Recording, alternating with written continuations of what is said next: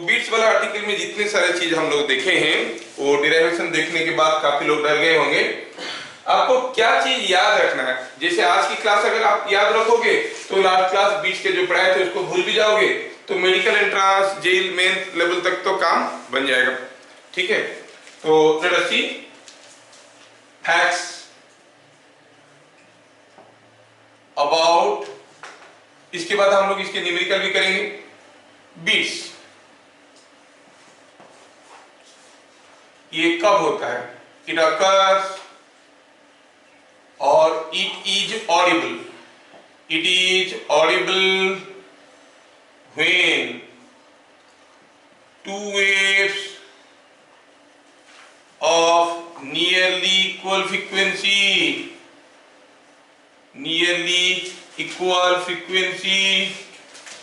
propagating almost in same direction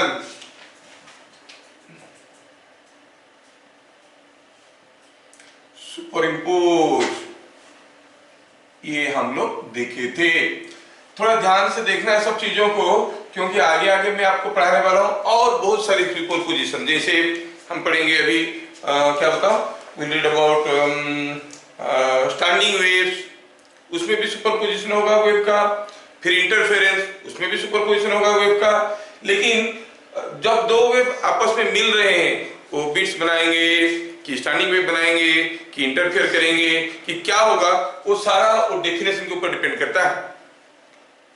ध्यान रहे यहां पर डेफिनेशन क्या था, no restriction about the amplitude of the wave, only restriction था the waves must be of nearly equal frequency and propagating in same direction.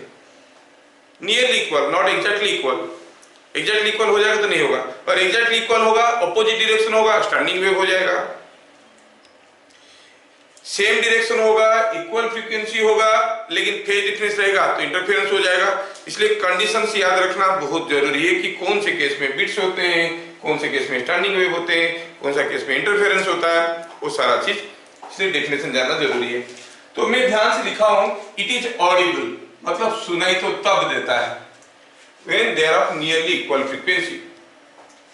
क्या देखे थे, if y1 is equal to a sin omega 1 t plus kx, y2 is equal to a sin omega 2 t plus kx।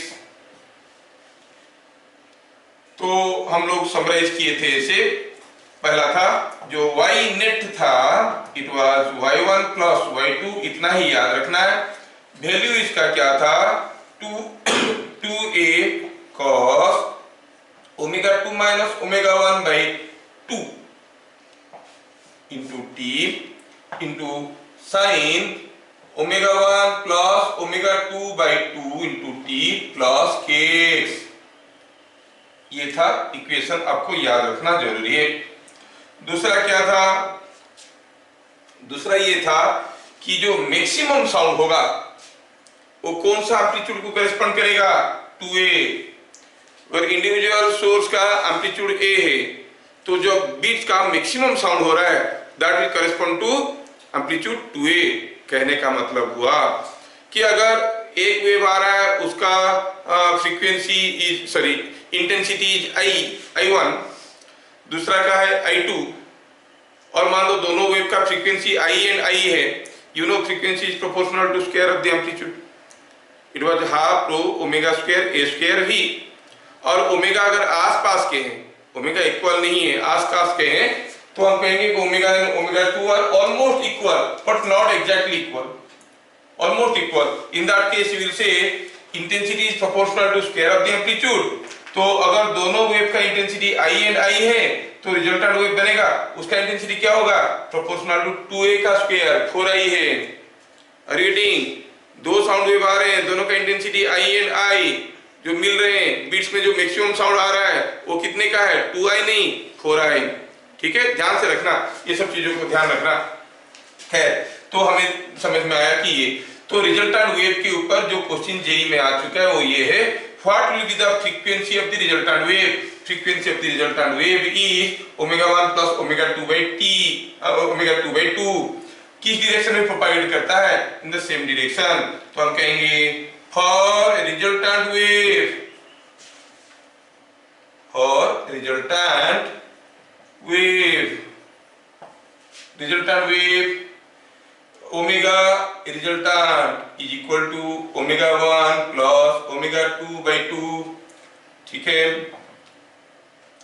Amplitude का maximum value, maximum amplitude क्या है 2a, क्योंकि अगर दोनों का एम्पलीट्यूड a है तो इसका हो जाएगा 2a, क्योंकि मैक्सिमम कब होगा when this quantity is 1। ये सब 1 मार्क वाले क्वेश्चन है, याद रखना है। तीसरा था जो बिट्स फ्रीक्वेंसी है, number of beats produced per second is equal to f1 minus f2। सीधे, बाकी डायरेक्शन भूल जाओ। ध्यान रखना, मैं लिखा हूं प्रोड्यूस्ड, मैं नहीं लिखा हूं हर्ड, यहां पर लिखा है ऑडिबल, वहां पर कितने बीट्स बन रहे हैं। फिर number of beats heard is equal to f1 minus f2 if f1 minus f2 is less than 10, है कि नहीं। और ये अगर मोर देन 10 है तो इट विल बी 0, कोई बीट सुनाई नहीं देगा, आपको यूनिफॉर्म साउंड सुनाई देगा। Why? Because persistence of your year is 0.1 second. 1 second में 10 से ज्यादा साउंड सुन नहीं सकते। क्लियर?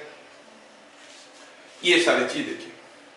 अब यहां पर और कुछ इंपॉर्टेंट चीज मैं बताना चाहूंगा, थोड़ा ध्यान से देखना। और मैं बोल रहा हूं कि मान लो कि एक सोर्स है जो 100 हर्ट्ज का है, दूसरा सोर्स है जो 106 हर्ट्ज का है। वैसा केस में दोनों अगर एक साथ बजेंगे तो आपको 6 बीट सुनाई देगा, नहीं? लेकिन अगर एक 100 हर्ट्ज का है और एक 94 हर्ट्ज का है तब भी आपको 6 बीट सुनाई देंगे। So number of beats is not going to decide what are the frequency of the sources.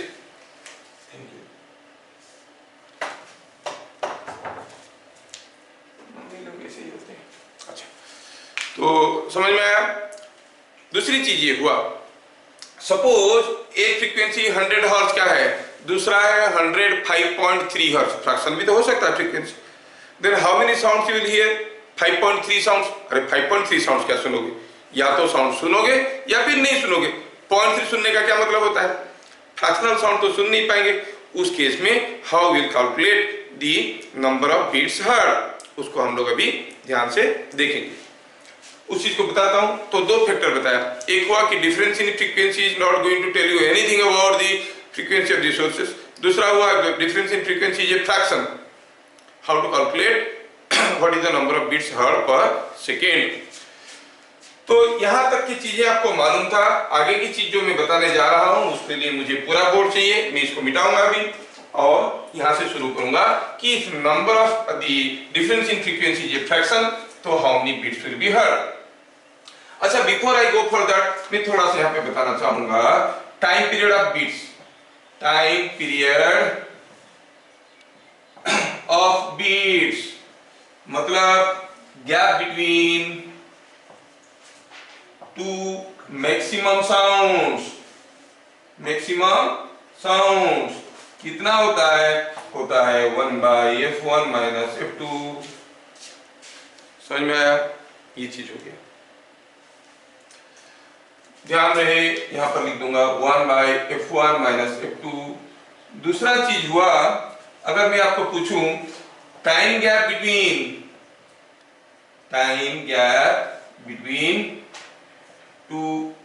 between a maximum sound, time gap between a maximum sound and consecutive minimum sound। क्या कोई guess करके बता सकता है क्या होगा?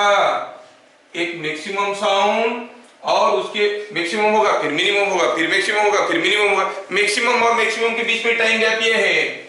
Maximum और minimum के बीच में टाइम गैप क्या होगा? उसका आधा। ये जो टाइम गैप था 1/2 whole into f1 minus f2। Very good, ये क्वेश्चन जेई में आ चुका है, दिस पर्टिकुलर क्वेश्चन।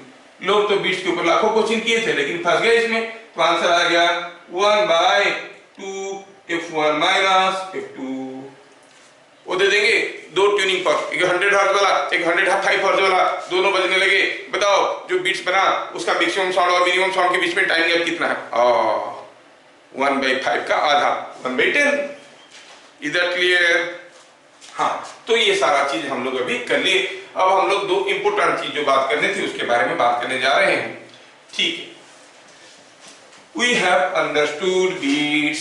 देखो आज की क्लास का जितना डाटा है वो अगर डाइजेस्ट कर लेते हो और आपके मन में ज्यादा वाई हाउ नहीं आता है तो प्रीवियस क्लास वाला नॉलेज की जरूरत नहीं है, लेकिन जेई एडवांस वाले तो कुछ भी पूछ लेंगे। ठीक है, और क्या मालूम आप आगे चल के कुछ अच्छा कोचिंग सेंटर बनाओगे, कोचिंग पढ़ाओगे। अभी जैसे ऑनलाइन लोग पढ़ा रहे हैं वैसे वाले टीचर नहीं बनोगे, जबरदस्ती फेंक देंगे। देख लो आपको डॉपलर इफेक्ट में क्या पढ़ाते हैं, डॉपलर इफेक्ट में क्या पढ़ाते हैं मालूम है? कोई सोर्स जा रहा है क्या स्पीड में, वीएस में, और अगर इधर लिसनर खड़ा है तो क्या हुआ, ये कोई साउंड छोड़ा, साउंड का वेलोसिटी v0 है। अगर आप गाड़ी में खड़े हो और कोई पत्थर फेंकते हो v0 में तो उसका वेलोसिटी v0 होगा। गाड़ी चल रहा है vs में, कोई पत्थर को फेंकोगे v0 में तो पत्थर का वेलोसिटी क्या होगा, v0 प्लस vs। लेकिन यही फंडा को साउंड में लगा देते हैं। अरे साउंड तो मीडियम की वेलोसिटी के हिसाब से जाएगा। Will the velocity of sound change? गाड़ी चलता हुआ फिर बोलेंगे या रुका हुआ बोलेंगे? नो, वो बोलते नहीं ये vs में जा रहा था, अब साउंड को फेंका v0 में तो साउंड का वेलोसिटी हो गया v0 माइनस प्लस vs। देखो फॉर्मूला आ गया डॉपलर इफेक्ट वाला। डिराइवेशन किए बड़े बड़े लोग, देखो ऐसा नहीं होता है। आंसर निकालने के लिए खींच खाच के किधर से भी आंसर निकाल देते हैं। मैं नहीं चाहता हूं कि आज से 10-15 साल के बाद आप अगर कोई ऑनलाइन कोचिंग खोलोगे ऐसे बेतु की बातें नहीं करोगे ऑनलाइन पे और लोगों को कंफ्यूज नहीं करोगे। तो ठीक है, देखो ना बड़े बड़े लोग पढ़ा रहे हैं और व्यूअर्स तो भी काफी ज्यादा है और अप्रेजल्स तो देखो कितना ज्यादा है। एनीवे, तो हम लोग देख रहे थे when difference in frequency is a fraction, is a fraction। उस केस में कितना बीट सुनाई देगा?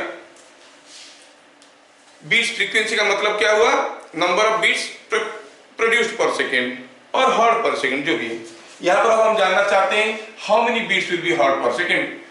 Then unequal number of beats, unequal number of beats are heard per second unequal number of beats सुनाई देंगे। फॉर एग्जाम्पल लेते हैं कि f1 is 100 हर्ट्ज और f2 is 105.5 हर्ट्ज।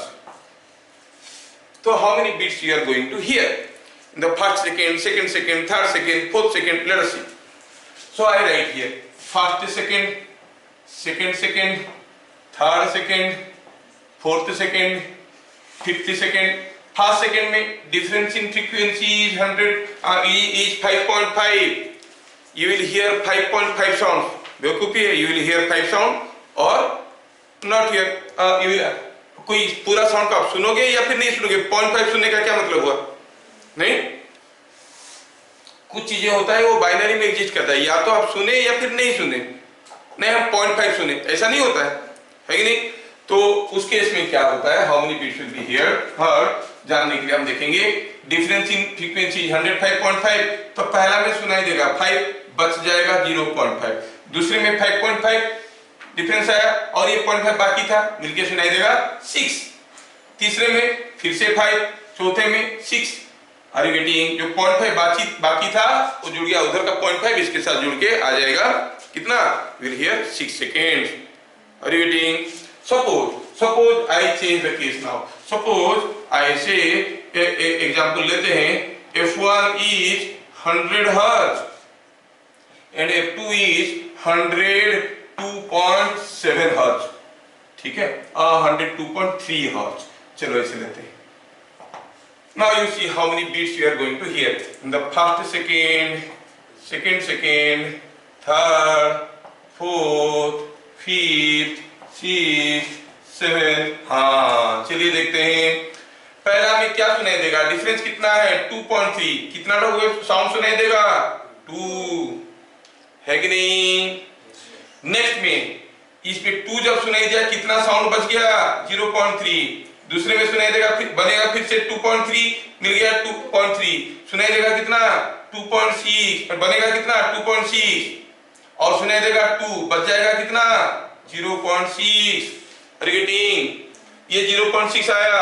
तीसरे में फिर से 2.3 जोड़ो तो हो गया 2.9 सुनाई देगा 2 बच जाएगा 0.9। तीसरे में 2.3 प्लस 9 हो गया 3.2 तो सुनाई देगा 3 बच जाएगा 0.2। फिर से 2.3 तो 2.3 जोड़ो तो कितना हो जाएगा 2.5 सुनाई देगा 2 बच जाएगा 0.5। फिर 2.3 हो गया 2.8 2 सुनाई देगा बच जाएगा 0.8। फिर क्या होगा फिर होगा 2.3 जोड़ो तो 3.1 सुनाई देगा 3 बच जाएगा 0.1 like that. That means number of beats you are hearing is 2 2 2 3 2 2 3. So unequal number of beats you are getting. Number of beats you find per second will be unequal depending upon the fraction. मैं 0.3 जानबूझ के दिया था कि आपको ऐसे मिले कोई पीरियडिसिटी ना मिले। समझ में आ रहा है। तो बस आप लोगों को समझ में आया कि नहीं आया चेक करने के लिए मैं एक छोटा सा क्वेश्चन आपको देना चाहता हूं और चेक करना चाहता हूं। ये है कि सपोज हम कहेंगे F1 is 1000 and F2 is 1009.2 hertz ऐसे करके दिया है। क्या आप मुझे first second third fourth fifth sixth और 7th सेकेंड में बता सकते हो। You have to tell me the number of beats heard in this second. ठीक है तो पहले बताइए। अच्छा ये 8 कर देता हूं 8.2 1008.2। हाँ फर्स्ट सेकेंड में कितना बीट सुनाई देगा 8। दूसरे में कितना सुनाई देगा 8। तीसरे में 8। चौथे में 8। पांचवा फिफ्थ सेकेंड में कितना सुनाई देगा 9 देखा फाइन। सिक्स्थ में 8। So you got it now how to calculate। तो बचा के रखना जो बचेगा इसके साथ जोड़ना है कैरी करके लेते जाना है unequal number of beats are heard. ठीक है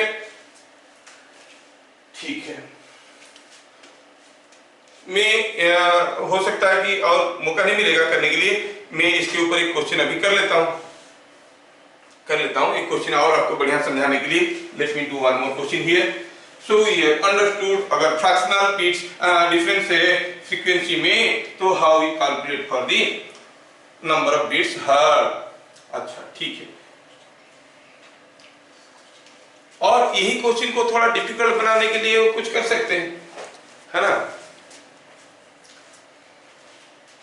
मान लो कि मैं इसको सपोज ये जो 108 दिया था सपोज थोड़ा डाटा को मैं चेंज कर दूंगा to make this same question difficult. मैं क्या करने जा रहा हूं मैं इसको क्या कर दिया 1010.2 समझ में आया। तो क्या सुनाई देगा टन टन टन टन नो बीट्स क्योंकि यहां पर हो जाएगा 11 एक कंटिन्यूअस साउंड सुनाई देगा। नो बीट्स अगेन टन टन टन टन नो बीट्स कंटिन्यूअस साउंड। समझ में आ रहा ना। तो ऐसे करके आपको ध्यान से देखना है सेम फंडामेंटल को घुसेड़ के इसके अंदर ऐसे उसे करके डाल देंगे। एक क्वेश्चन मेरे को याद आ रहा है पहले रुड़की का सेपरेट एंट्रेंस होता था। Roorkee is lying somewhere between Delhi and आपका हरिद्वार दिल्ली और हरिद्वार के रास्ते में आता है। ट्रेन में जाओगे तो रुड़की के सामने प्लेटफॉर्म पे पिज्जा खाना बहुत सस्ते में इतने बड़े बड़े पिज्जा आते हैं। ठीक है I have tested it is too good and my personal experience is Roorkee was a very good university at our time. अभी आईआईटी में उसका रैंकिंग 6th 7th में आ गया है। लेकिन हमारे समय में Roorkee was the best university. कैसे क्वेश्चंस आता था बताएंगे तो आप डरोगे। लॉ क्वेश्चंस आते थे, उसका सेपरेट एंट्रेंस होता था, आईआईटी से भी नहीं लेता था। Then he was forced to come into IIT.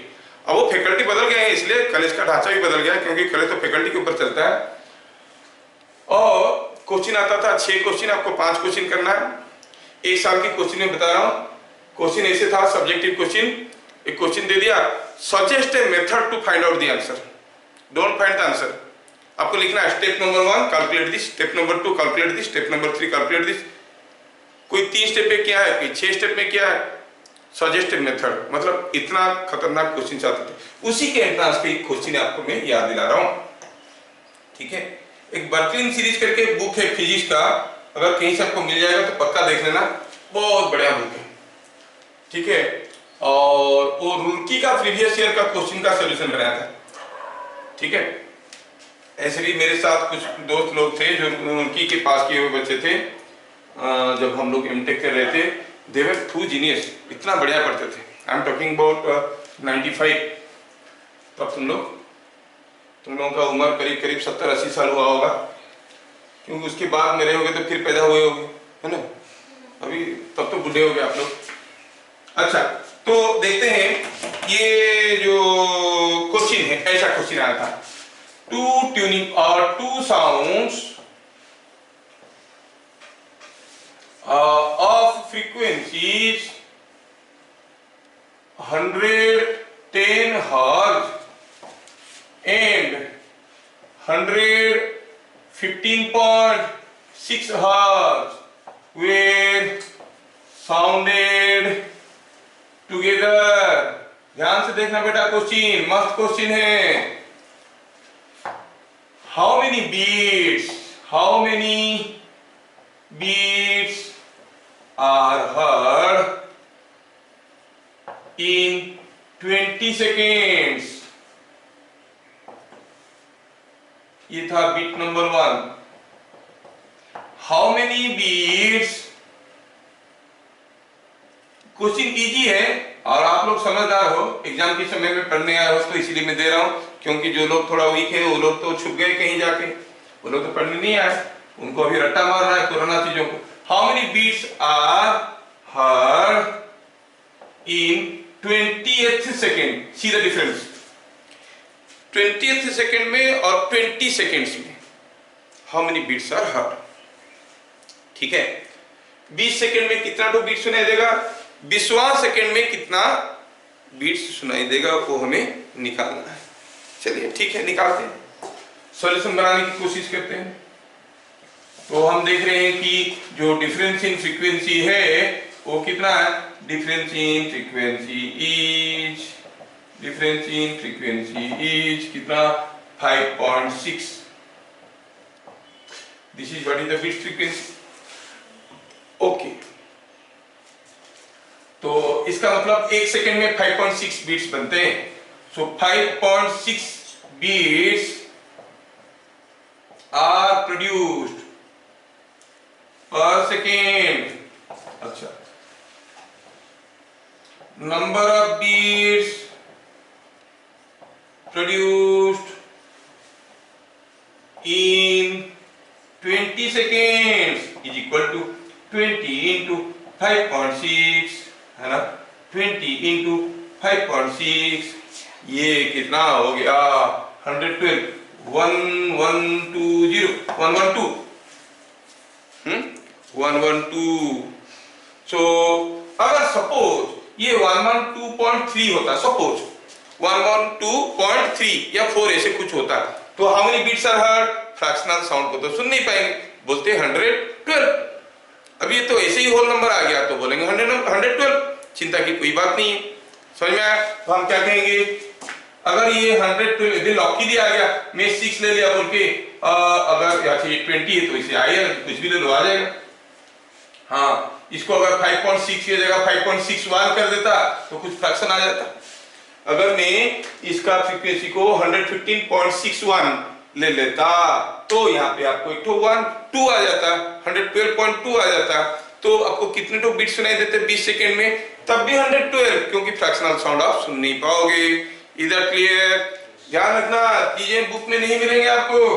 तो ये हो गया 112। अच्छा, सो 112 बीट्स आर हर्ड। अच्छा ठीक है, इन 20 सेकेंड्स पूछा 20th सेकेंड में। अब 20th सेकेंड के लिए ऐसा हमको लिख के जाएंगे तो लंबा हो जाएगा, 1 2 3 4 5 6 7 8 9 10 निकल जाएगा, हम लोग बोर्ड से भी बाहर निकल जाएंगे। क्या करना है, चलो एक काम करते हैं, देखते हैं कि how many beats are heard in 19 seconds.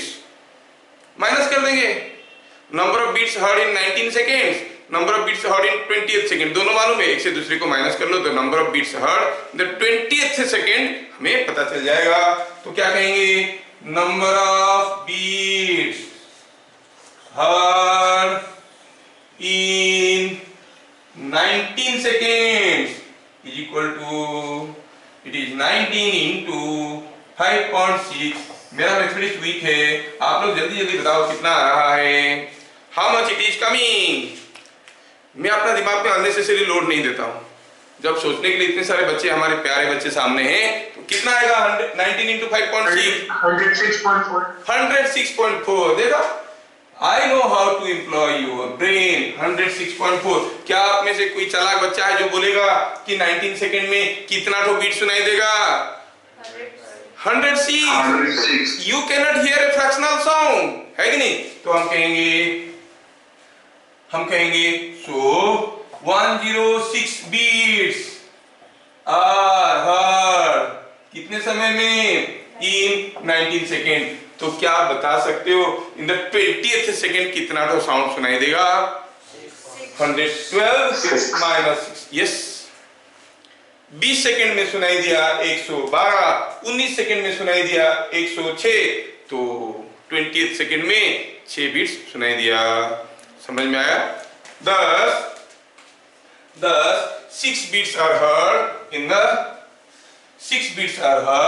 the 20th second.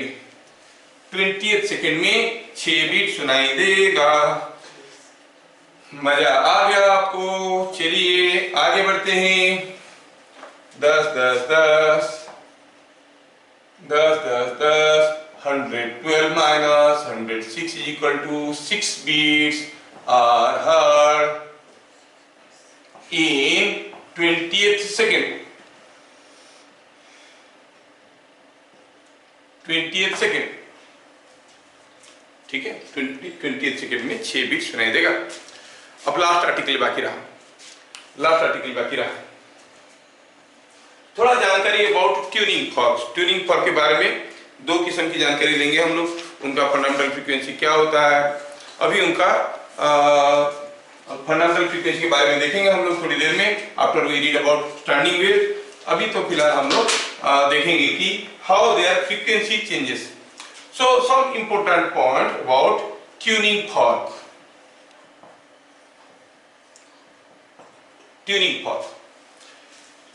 Tuning fork आप जैसे जानते हो वो ऐसा है, आप लोग लास्ट वीडियो में देखे होंगे, शुरू में वो जो स्टील का बनाया हुआ था, अलग अलग मटेरियल का भी बनता है, उसको ट्यूनिंग फॉर्क कहते हैं।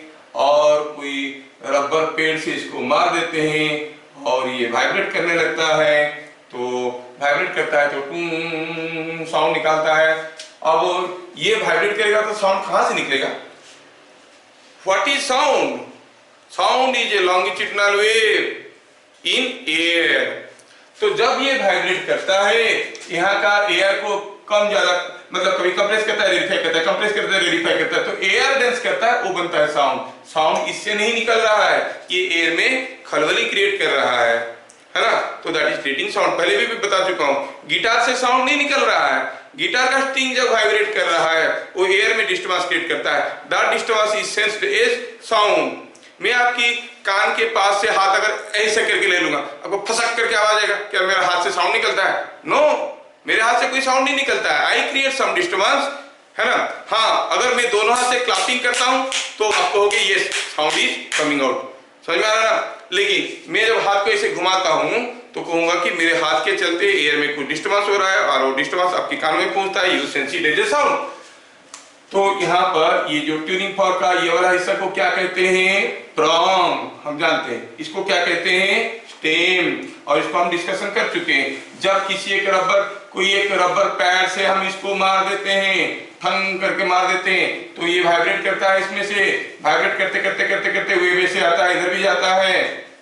ये सब चीजें हम लोग डिस्कस कर चुके हैं। इसमें किस किस्म का वेव होता है? ट्रांसवर्स। पहला क्लास में ही डिस्कशन किए थे। दी waves in the prong of a tuning fork is transverse। अगर ट्रांसवर्स वेव यहाँ पे बनेगा तो एयर में कैसा वेव बनाएगा? लॉन्गिट्यूडनल। ठीक है ना? और अगर स्टेम में जो वेव होता है वो क्या होता है? लॉन्गिट्यूडिनल। समझ में आ रहा है क्या? तो ये ट्रांसवर्स वेव बना। हाँ, तो ये सब तो जानते थे। अब कर ये रहे कि जब इसको हम धक्का मारते हैं ये वाइब्रेट करना शुरू करता है। अब इसको देखो थोड़ा ध्यान से, उसका डिजाइन कॉन्फ़िगरेशन को देखो। ये ऐसा उसका डिजाइन है, ऐसा है। ये जो उसका नेक है, नेक वाला पार्ट है, ये वाला पार्ट को अगर ये पार्ट को थोड़ा हम फाइलिंग कर देंगे, रगड़ देंगे। सोचो ये अभी धक्का मार दिया, वो ऐसे ऐसे ऐसे ऐसे ऐसे वाइब्रेट कर रहा था। अगर यहाँ पर मैं इसको फाइलिंग करके थोड़ा एक नेक बना देता हूँ, ऐसा एक नेक बना देता हूँ, आपको क्या लग रहा है? अगर ऐसे फाइलिंग कर देंगे तो ये जोर से जल्दी ऑसिलेट करेगा कि ऑसिलेशन स्लो हो जाएगा? अरे कोई एक डंडा है, डंडे को ये फिक्स्ड है, ये मार दिए, ये ऑसिलेट किया। अगर मान लो कि यहाँ पर हम ऐसे इसको पतला कर देंगे, अब ये जल्दी जल्दी ऑसिलेट करेगा कि नहीं करेगा? क्योंकि नेक फॉर्मेशन हो गया है। तो कोई हेक्स लेके अगर हम इस जोन को रगड़ देंगे तो एक थोड़ा सा नेक फॉर्मेशन हो जाएगा, पतला सा एक नेक फॉर्मेशन हो जाएगा। तो क्या होगा? ये जिस फ्रीक्वेंसी में ऑसिलेट कर रहा था फ्रीक्वेंसी थोड़ा सा बढ़ जाएगा। तो आपको क्या कंक्लूजन स्टेटमेंट लेना है? In case of a tuning fork, bye filing the prongs, prong को अगर फाइल कर देंगे तो द फ्रीक्वेंसी स्लाइटली इंक्रीजेस। ये नहीं कि 100 हर्ट्ज था 200 हर्ट्ज हो गया। फाइलिंग करेंगे 100 से 101, 102, 103 ऐसे थोड़ा सा कुछ बढ़ेगा, या फिर 1000 था तो 1001, 1002 ऐसे कुछ बढ़ेगा। समझ में आ रहा है? तो क्या लिखेंगे ट्यूनिंग फॉर्क के बारे में? ट्यूनिंग फॉर्क के बारे में लिखेंगे, पहला चीज है bye filing the prongs of a tuning fork, its frequency slightly increases, खाली increases मत लिखना, थोड़ा सा बढ़ता है। 1000 हर्ट्ज था तो बढ़ते बढ़ते 1002, 1003 हो जाएगा, 2000 नहीं हो जाएगा। फाइलिंग का मतलब समझ में आ गया। दूसरा कंक्लूजन याद रखना है इसके बारे में कि बाय वॉक्सिंग, ये बहुत पुराना दकियानुसी मेथड है वॉक्सिंग वाला। By waxing the prongs of a tuning fork, ये क्या आ गया? ट्यूनिंग फॉर्क, द फ्रीक्वेंसी क्या होता है? चलो सोचेंगे बिफोर वी राइट। वॉक्सिंग का मतलब हुआ ये आपका ट्यूनिंग फॉर्क था, ये ट्यूनिंग फॉर्क था, या और जब इसको मारे तो ये ऑसिलेट ऐसे ऐसे कर रहा था, ऐसे ऐसे ऑसिलेट कर रहा था। मैं मान लेता हूं कि कुछ वॉक्स लेता हूं। वॉक्स को तो हिंदी में लाख समझते हो? पोस्ट ऑफिस वाले यूज करते हैं, रेड कलर का सील करने के लिए मार के सील मार देते हैं, वो मेल्ट करके। हाँ, रेड कलर का, उसको भी वॉक्स कहते हैं। कान से निकल वाली भी तो वॉक्स कहते हैं। लेकिन उसी के बारे में मैं बता रहा हूँ, जिसको हम लोग उड़िया में जऊ बोलते हैं, लाखों जऊ ऐसे बोलते हैं। उसको मेल्ट करके, कैंडल से, वो कैंडल, हाँ कैंडल जैसा रहता है, उसको मेल्ट करके सील करने के लिए यूज करते हैं। उसको लाएंगे और लाके मान लो मेल्ट करके यहाँ पे डाल दिए सपोज, तो ये क्या हो गया? ये भर गया, दोनों तरफ जकड़ के पकड़ के रख दिया हो, बहुत हार्ड है। अभी अगर धक्का मारेंगे इसको, क्या लग रहा है? जल्दी जल्दी ऑसिलेट करेगा कि स्लो हो जाएगा? ऑसिलेशन स्लो हो जाएगा, तो फ्रीक्वेंसी विल स्लाइटली डिक्रीज। तो बाय वॉक्सिंग का मतलब हुआ, ये सिंगल वर्ड को थोड़ा सा एक्सपांड करना चाहूंगा, by loading works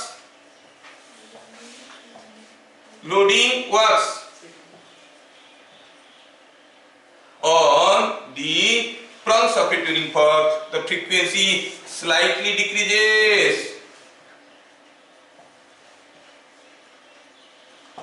Frequency slightly decreases. ये थे हमारे वेरी ओल्ड मेथड जब आपका सिलेबस लिखा गया था, बुक लिखा गया था, टीचर्स पढ़ने के लिए ट्रेनिंग ले रहे थे। लेकिन अभी ट्यूनिंग फॉर्क का फ्रीक्वेंसी को कम ज्यादा करने के लिए ये सब मेथड यूज नहीं करते हैं। समझ में आया? आजकल ये मेथड यूज नहीं करते हैं। कोई फाइल लेके आप अगर लेबोरेटरी में जाओगे, ट्यूनिंग फॉर्क का फ्रीक्वेंसी थोड़ा सा बढ़ाना है तो उसको फाइल लेके रगड़ रहे हैं, नहीं, फिर एक बार आप रगड़ के आ गए तो नेक पे बन गया, दूसरी वाला कैसे करेगा, है ना? तो मतलब एक बार में यूज एंड थ्रो टाइप का हो जाएगा। तो ऐसा मेथड नहीं है, ये पुराना है, बुक में सिलेबस में तो कर लेते हैं। अभी क्या करते हैं, अभी कुछ दूसरा करते हैं। आजकल क्या करते हैं, ट्यूनिंग फॉर्क का फ्रीक्वेंसी को ज्यादा या कम करने के लिए they suspend a small weight on the prompt. ठीक है, जैसे मैं बताता हूं, देख लो ये ऑब्जेक्टिव क्वेश्चन में कुछ भी आ जाएगा।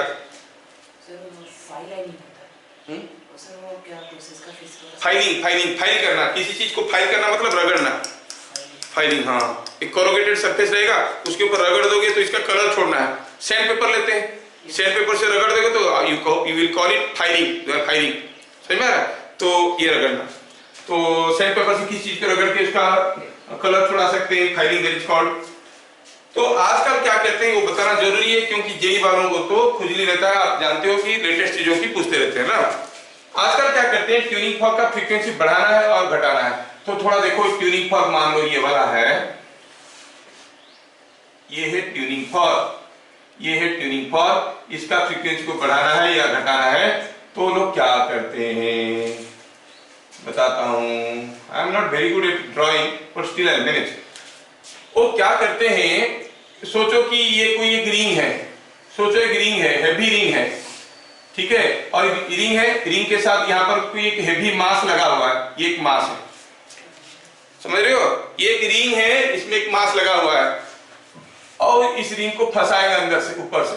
मान लो यहां तक फंसा के रख देंगे, that means you are attaching a weight here, यहां पर एक वेट अटैच कर रहे हो, तो होगा क्या, ये आसानी से हिल नहीं पाएगा, frequency will decrease.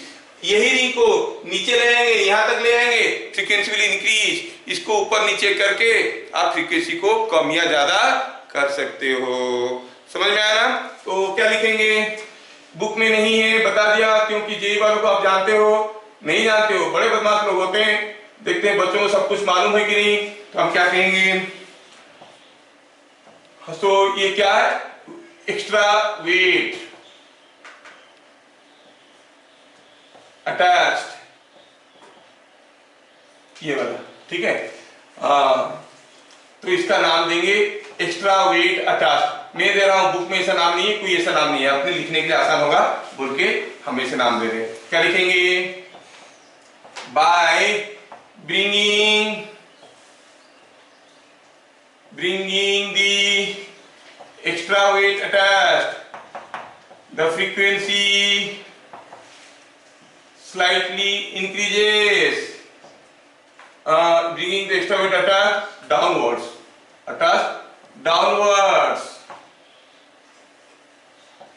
the frequency slightly increases,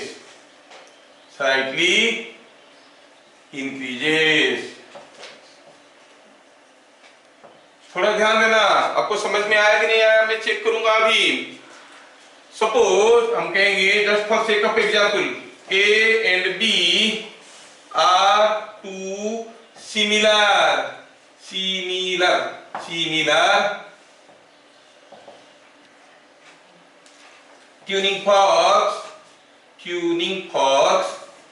tuning forks, each of 100 hertz। दो ट्यूनिंग फॉर्क दिखाया गया है, ठीक है। When an extra weight, when the extra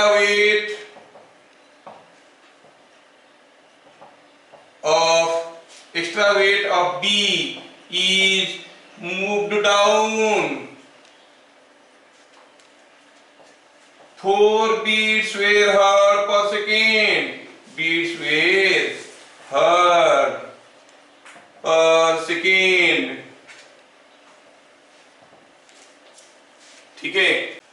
हाँ तो क्या देखें हम लोग, A and B are two similar tuning forks each of 100 hertz। क्या दिया है, केस 1 दिया है, ये केस 1 है। केस 1 में क्या दिया है, दो ट्यूनिंग फॉर्क दिया है, एक ट्यूनिंग फॉर्क ऐसा है, दूसरा ऐसा है। A and B दो ट्यूनिंग फॉर्क है, और इसका यहाँ पे वेट लगा है, एक्स्ट्रा वेट, इसका भी यहाँ पे एक्स्ट्रा वेट लगा है, नाम इसका A, इसका B। केस 2 में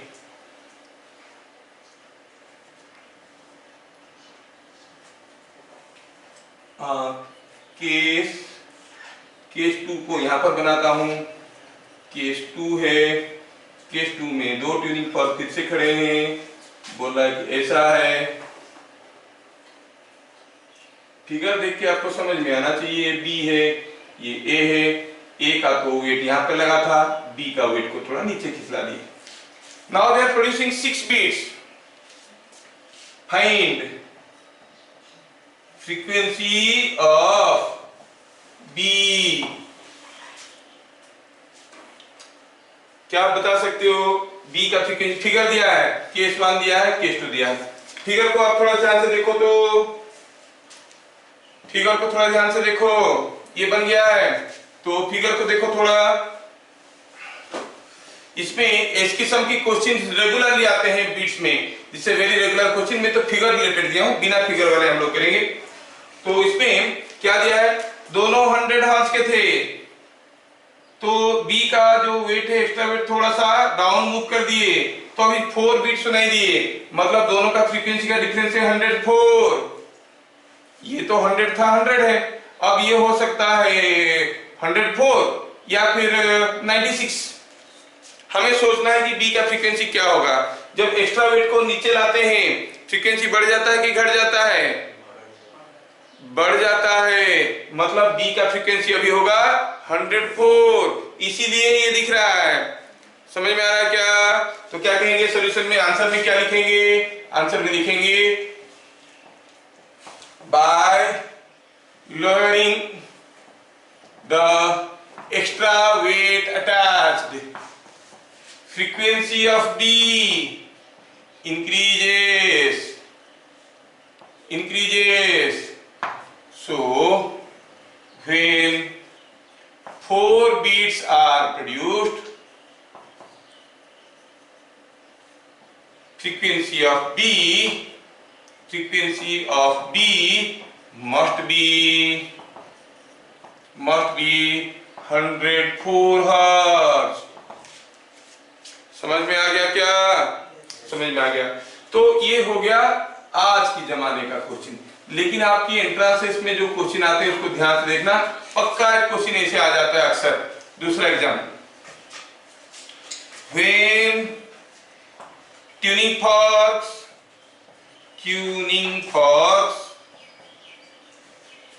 A and B are sounded together,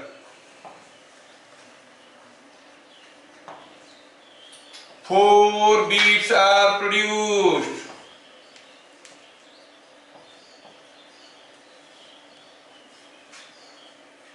When B is loaded,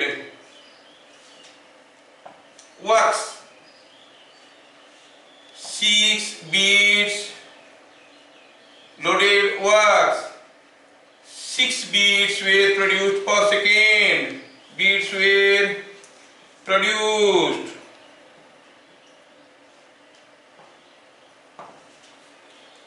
If frequency of A is 200 hertz, what is original frequency of B? B का पहले क्या फ्रीक्वेंसी था? थोड़ा ध्यान से देखना क्वेश्चन को। बोला कि A और B को एक साथ बजाया, 6 बीट सुनाई दिया, सॉरी 4 बीट सुनाई दिया। अब B को थोड़ा सा वॉक्स लोड कर दिए, फिर बजाया, तो पता चला 6 बीट सुनाई दिया। अच्छा, तो B का ओरिजिनली फ्रीक्वेंसी क्या था? थोड़ा ध्यान से देखो। केस 1 सॉल्यूशन में केस वन बहुत इंपॉर्टेंट है। ऐसा क्वेश्चन इतना बार आ चुका है सारा एंट्रांसेस में कि आजकल नहीं आ रहा है, बहुत बार आ चुका है। आपको 10 साल में सारा एंट्रांस का जोड़ के 20 बार मिल जाएगा, ऐसे आता है। ठीक है, तो बहुत सारे एंट्रांसेस होते हैं, सारे एंट्रांसेस में आते हैं। वेरी कॉमन इंपॉर्टेंट क्वेश्चन, और स्कूल वाले भी बड़े मजा लेके इसको डालते हैं।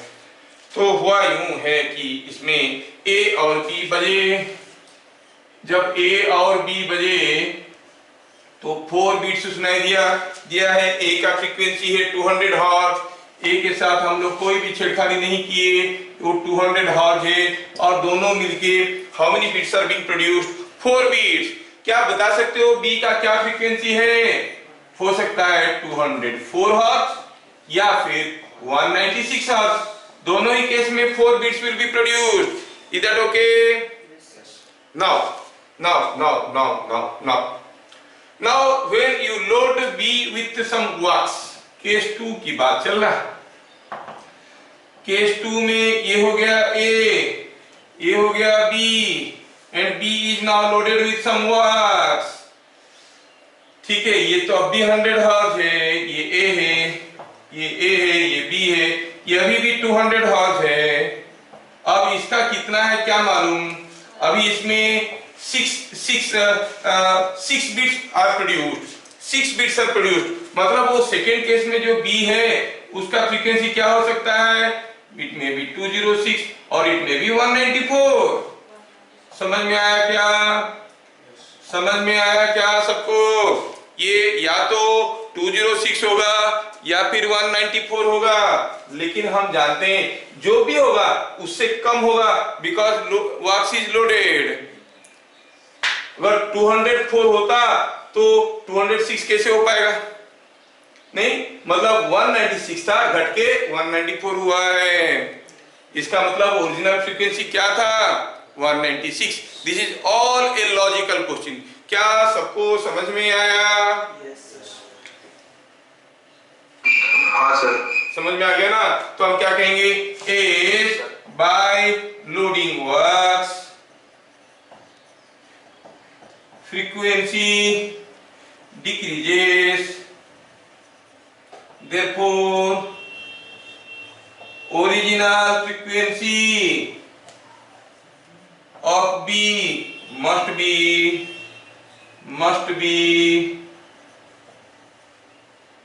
196 hertz। देख लो, original frequency must be 196 hertz।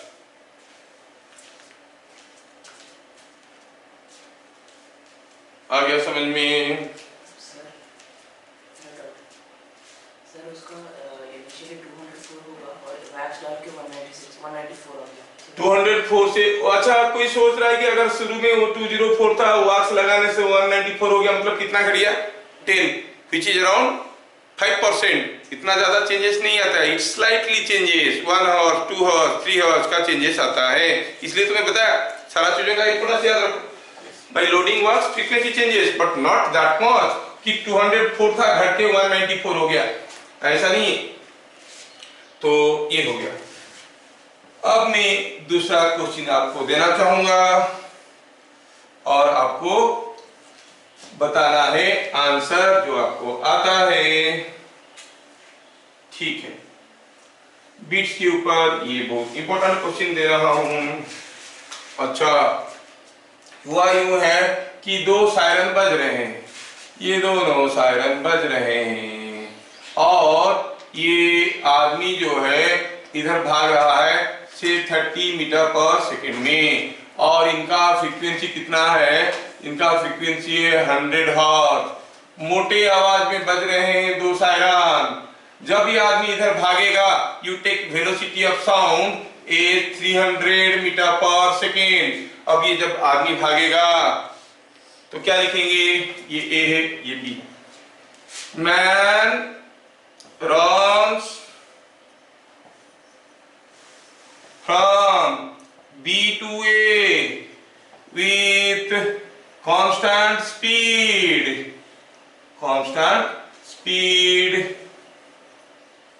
30 metre per second.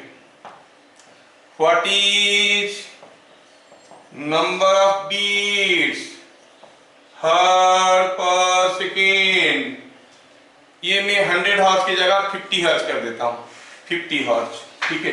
What is number of heat beats hertz per second, ठीक है। तो आपको बताना है कि उसको कितना बीट सुनाई देगा। दो सायरन बज रहे हैं, ये भी बज रहा है 50 हर्ट्ज में, ये भी बज रहा है, इसका नाम ए है, इसका नाम बी है। बीट्स क्यों सुनाई देंगे? जब दोनों बराबर फ्रीक्वेंसी के हैं, why they will hear beats, why will hear beats, that is because भागने के कारण ये सायरन का अपरेंट फ्रीक्वेंसी अलग होगा, ये सायरन का अपरेंट फ्रीक्वेंसी अलग होगा। दो अलग अलग फ्रीक्वेंसी उसके पास पहुंच रहे हैं, difference in frequency will be the number of beats hertz per second. समझ में आ रहा है क्या? तो आप लोग ट्राई करिए। समय आपका बन गया है, अब देखता हूं मैं बनाता हूं। क्या है? ए के लिए apparent frequency of A heard by the man, formula is f into v minus bd by v minus vs, है कि ना? v मतलब v0, वेलोसिटी ऑफ साउंड। अच्छा, और आप जानते हो कि जब a की बात करेंगे इस डायरेक्शन को पॉजिटिव लेंगे, इस डायरेक्शन को पॉजिटिव लेंगे, सोर्स का फ्रीक्वेंसी वेलोसिटी क्या है? वो तो 0 है। vd को क्या लिखेंगे? vd को लिखेंगे -30, v0 को क्या लिखेंगे? 300, तो it is coming out to be f into 300 minus 30, 330 by 300, क्योंकि Vs 0 है। जब B का अपरेंट फ्रीक्वेंसी को बात करेंगे तो F into V0 minus Vd। अब B है, B सोर्स है, मतलब ये डायरेक्शन पॉजिटिव है। सोर्स से डिटेक्टर की तरफ का डायरेक्शन को पॉजिटिव लिया जाता है हम लोग, तो डॉपलर इफेक्ट आता है। तो बात हुआ ये पॉजिटिव है, तो फिर हम क्या कहेंगे? सोर्स का वेलोसिटी तो अब 0 है, क्योंकि सोर्स अपनी जगह खड़ा है, वो खंबा है। जो डिटेक्टर है उसका वेलोसिटी क्या होगा? +30, तो मिल गया 300 - 30, it is f into 300 - 30 is 270 by 300, और ये कितना था? 330 by 300 into f। तो बीट्स कितने सुनाई देंगे? ये fa माइनस fb। आप देख रहे हो कि ये बराबर है, तो आप कहोगे difference in frequency is 330 by 330f by 300 minus 270f by 300, तो कितना आ गया ये? 60f by 300, that is f by 5, और दिया है f is 50, कितना हो गया? 10, so 10 beats are heard per second, 10 beats are heard per second। क्या मैं सबको समझा पाया कि ऊपर से गया? अरे समझ में आया कि नहीं आया? हाँ सर, यस सर, हाँ यस सर, ठीक है। हाँ सर मत बोलो, अब ऑल इंडिया वाले सुनते हैं हमारा यूट्यूब को, बोलेंगे कौन था वो? हाँ सर बोलना था।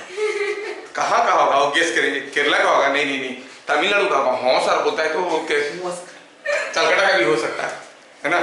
चलो ठीक है, तो हम लोगों को समझ में आ गया, ये चीज जो है बन गया। और ऐसा मेरे को कोई जरूरी काम आ गया है तो मुझे अभी इमीडिएटली जाना पड़ेगा, so will see next class, ठीक है? इमरजेंसी है, I can not be spared.